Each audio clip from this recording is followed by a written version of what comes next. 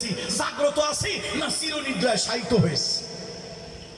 বাংলাদেশে একজন বুদ্ধিজীবী আমি শ্রদ্ধা করে বলি, আমি কামরুল ইসলাম সাইদ কোন পত্রিকার কাটিং করে কথা বলে না, আমি নিজের থেকে পড়ে স্টাডি করে অ্যানালাইসিস করে কথা বলি।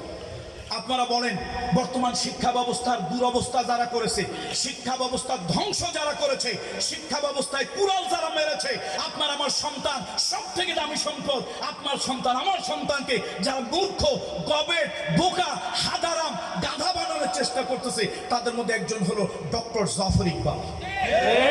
আগে কথা শোনেন, ডক্টর জাফর ইকবাল স্যার বছর তিনিক হয়ে গেল একটা বই লিখেছিলেন, বইটার নাম দিলেন ভূতের বাচ্চা সুলাইমান। বইটার নাম কি? ভূতের বাচ্চা ভাইরা, বই আপনি লিখবেন যে কোনো নাম দেওয়ার অধিকার আপনার আছে, কিন্তু একটা ইউনিভার্সিটির টিচার সে তো নির্বোধ না, অথর্ব না, প্রতিবন্ধী না, তার একটুকু বুদ্ধি হওয়া দরকার ছিল যে উলুল আজম যে কয়জন পয়গাম্বার তার মধ্যে সুলাইমান আলাইহিস সালাম একজন। তো নামটা নির্ধারণের আগে তাকে চিন্তা করা দরকার ছিল না যে এই নামটা একজন উচ্চ মর্যাদা সম্পন্ন নবীর নামের সাথে মিলে যায়। আমরা কে কোন দল করি আমি জানি না, জানা দরকারও নাই। আমরা যে যে দল করি, আমার জাতির কিছু শ্রেষ্ঠ সন্তান আছে, তাদেরকে আমরা সম্মান করি, করা উচিত। না হলে জাতি হিসাবে মাথা তুলে আমরা দাঁড়াতে পারবো না। আমার জাতির মহান স্থপতি বঙ্গবন্ধু শেখ মুজিবুর রহমান, আমি ওই দল করি না, কিন্তু আমার জাতির একজন শ্রেষ্ঠ সন্তান মহান নেতা, আমি তাকে অসম্মান অপমান করি না, করতে পারি না। করলে পৃথিবীতে জাতি হিসাবে আমি মাথা উঁচু করে দাঁড়াতে পারবো না। আমি কোন দল করি আমি জানি না, ওই দল আমি করি না। জিয়াউর রহমান সম্মুখ সমরে লড়াই করেছিলেন এই জাতিকে মুক্ত করার জন্য, তিনি একজন বীর মুক্তিযোদ্ধা। আমি কোন দল আপনি কোন দল এটা জানি না, জানার দরকার নাই। আমার জাতির শ্রেষ্ঠ সন্তানদেরকে আমি সম্মান করি, ইজ্জত করি, মূল্যায়ন করি, করা উচিত। মাওলানা আব্দুল হামিদ খান ভাসানী, এম.এ.জি. ওসমানী, শের বাংলা একে ফজলুল হক, এইরকম সরোয়ার্দী, আমরা সকল নেতৃবৃন্দ এই জাতির যখনই যারা সে ব্রিটিশ থেকে, ব্রিটিশের আগ থেকে, ব্রিটিশের পরে যখনই যারা ভূমিকা রেখেছে, আমরা তাদেরকে সম্মান করি, শ্রদ্ধা করি, রিসপেক্ট করি। এখন দেশে কত চোর আছে, ডাকাত আছে, খারাপ মানুষ আছে, নাম জিয়া হইতে পারে, নাম নজিব হইতে পারে। এখন আমি যখন একটা খারাপ উদাহরণ দেব, খারাপ একটা উদাহরণ দেব, একটা খারাপ ভাষা একটা লোকের নামে ব্যবহার করব, লোকটার নাম মজিবর, আমি অন্তত উদাহরণটা দেওয়ার আগে 5 বার ভাববো এই লোকটা যত চোর হোক, ডাকাত হোক, বাটপার হোক, এই নামে আমার জাতির একজন মহান নেতা আছে। সুতরাং আমি এই নামে একটা খারাপ বাক্য ব্যবহার করার আগে অন্তত 5 বার ভাববো এই নামে এই উদাহরণটা দেওয়া আমার উচিত না উচিত না। আমি কি নির্বোধের কথা বলতেছি না যৌক্তিক বলতেছি? বলেন আপনারা, বলেন আমি যৌক্তিক বলতেছি না অযৌক্তিক কথা বলতেছি? আমি খারাপ কোন উদাহরণ দিতে গেলে নামটা যদি হয় মুজিবুর রহমান, জিয়াউর রহমান, এম.এ.জি. ওসমানী, সরোয়ার্দী, ভাসানী, তাহলে অন্তত 10 বার ভাববো, তারপরে এই খারাপ নামটায় উদাহরণ দেব।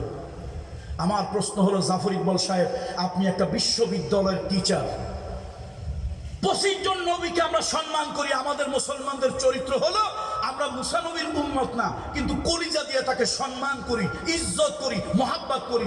আমরা ঈসা নবীর উম্মত না, কিন্তু আমরা তাকে কলিজা দিয়ে সম্মান করি, ইজ্জত করি, মর্যাদা দেই, তারা আল্লাহ নবী, এটা আমরা ঈমান রাখি।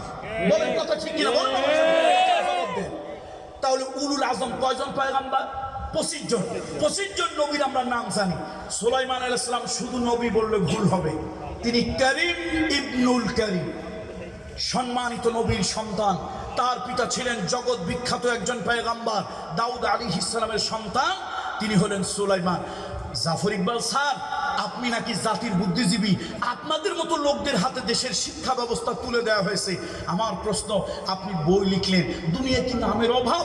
পৃথিবীতে যদি 700 কোটি মানুষ হয়, পৃথিবীর 600 কোটি নাম আছে। চায়নার নাম একরকম, জাপানের নাম একরকম, কোরিয়ার নাম একরকম, বাংলাদেশের নাম একরকম, ইন্ডিয়ার মানুষের নাম একরকম, অন্তত 600 কোটি নাম পৃথিবীতে আছে না? আছে কিনা বলেন? তাহলে এত নাম পৃথিবীতে থাকতে আপনি নাম খুঁজে পেলেন না, বইয়ের নাম লিখলেন ভূতের বাচ্চা সুলাইমান।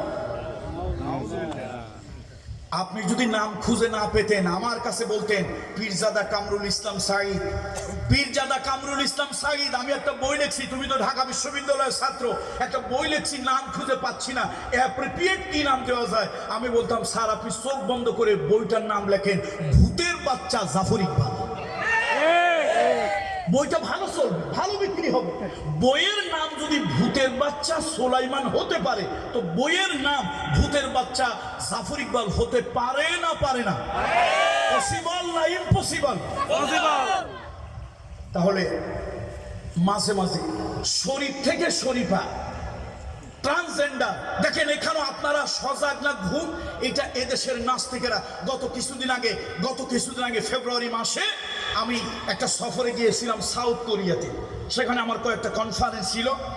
তো আমি ওই দেশে যাওয়ার আগেই যারা আমাকে নিচ্ছে, ওই দেশের সরকারিভাবে একটা আমন্ত্রণ দিয়ে আমাকে নিচ্ছে, ওখানকার Muslim community of north Korea, সেই নর্থ কোরিয়ার সাউথ কোরিয়ার ওদের আহ্বানে আমি যাচ্ছি। তো যাওয়ার আগে ওদের ব্যাপারে, ওদের রিলিজিয়াস কালচার, ওদের কি বিশ্বাস ইত্যাদি জানতে পারলাম। অধিকাংশ লোক হলো নাস্তিক, ধর্ম তারা বিশ্বাস বা ধর্ম মানে না, পরকাল সৃষ্টিকর্তা স্রষ্টায় বিশ্বাস করে না। চিন্তা করলাম কোন ঝামেলায় পড়ি, এয়ারপোর্টে যদি নানান প্রশ্ন করে।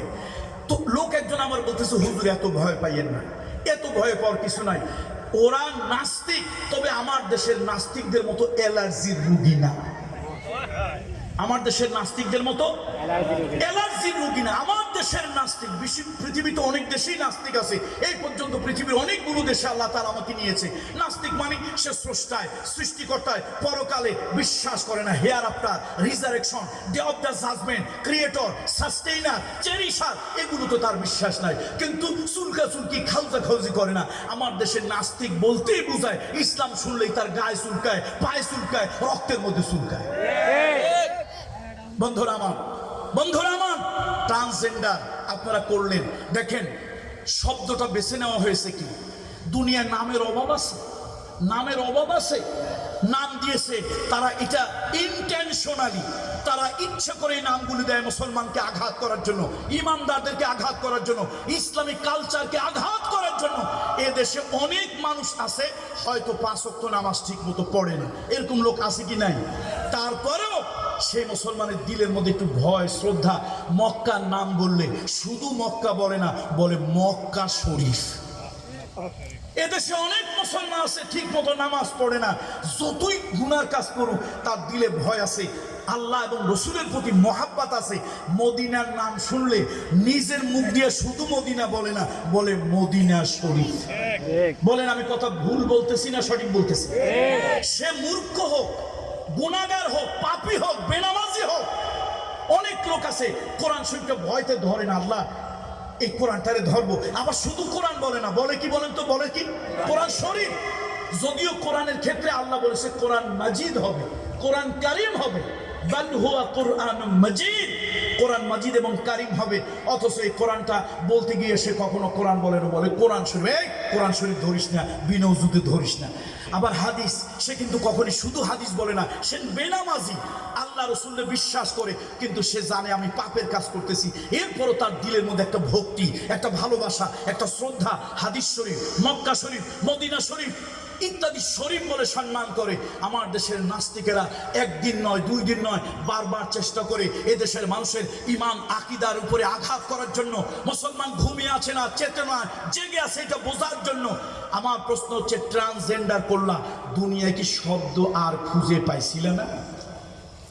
তাহলে শরীফ শব্দটা কেন বেছে নিয়েছো? এটা মুসলমানদেরকে এই ধর্মীয় অনুভূতিতে আঘাত করার জন্য।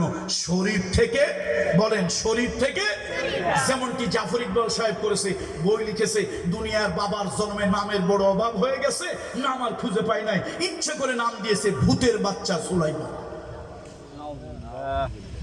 এই জন্য বলি ভাই, আমরা চিৎকার চেঁচামেচি করি বলে এখনই আপনারা মেয়েদেরকে নিয়ে ঘরে ঘুমিয়ে আছেন, ভালো আছেন, নিরাপদে আছেন। আমরা হুজুরেরা, আলেমরা যদি চিৎকার চেঁচামেচি না করি, এই বৈশাখী মেলায় আপনাদের মেয়েরা আপনাদের বস্ত্র হনন করে নিয়ে যাবে। বস্ত্র হনন, মেয়েদের বস্ত্র হনন বাংলাদেশে হইছে না হয় নাই? বলেন, মেলায় বস্ত্র হনন হইছে না হয় নাই? সুতরাং আসুন, সব জিনিসের মধ্যে রাজনীতি খুঁজবেন না ভাই, সব জিনিসের মধ্যে রাজনীতি খুঁজবেন না।